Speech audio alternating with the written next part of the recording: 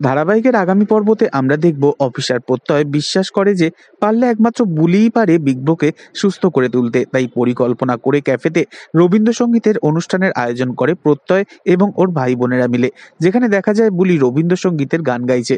AB তো সেই গান গাওয়ার দৃশ্য দেখে একেবারে চমকে ওঠে, ভাবতে থাকে এটাই তার কথা।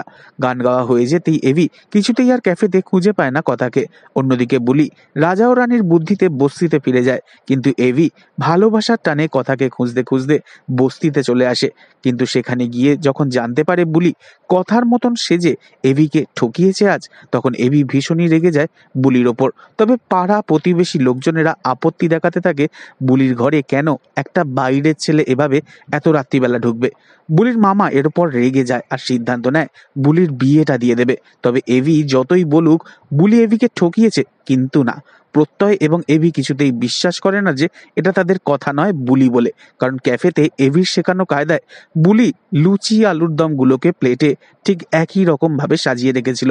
আবার কথার মতন ভালো জড়িবুটি চাও বানাতে পারে এই বুলি। তাই আগামী দিনে এবার দেখা যাবে আমাদের এই বুলি হলো আসলে কথা, এই প্রমাণ সামনেও আসবে। আর আসল ব্যাপারটা হলো সেদিনের সেই দুর্ঘটনায় কথার স্মৃতিশক্তি আসলে নষ্ট হয়ে গিয়েছে, ঠিক যেমনটা নিম ফুলের মধুতে পর্ণার সাথে ঘটে গিয়েছিল কিছুদিন আগে। পর্ণার মাথা থেকে যেমন লাস্ট স্মৃতি মুছে গিয়েছিল কয়েক বছরের, ঠিক একই রকম ভাবে যারা কথার নিয়মিত দর্শক তারা নিশ্চয়ই জানবেন কথা কিন্তু সবার প্রথমে অর্থাৎ ছোটবেলা থেকে মামার বাড়িতেই মানুষ হয়েছিল এবং প্রান্তিকদের চক্রান্তের কারণেই কথার মামার মৃত্যুও হয়। তাই স্মৃতিশক্তি হারানোর পর রাজা রানীর বাবাকেই কথা মামা বলে ডাকতে শুরু করে।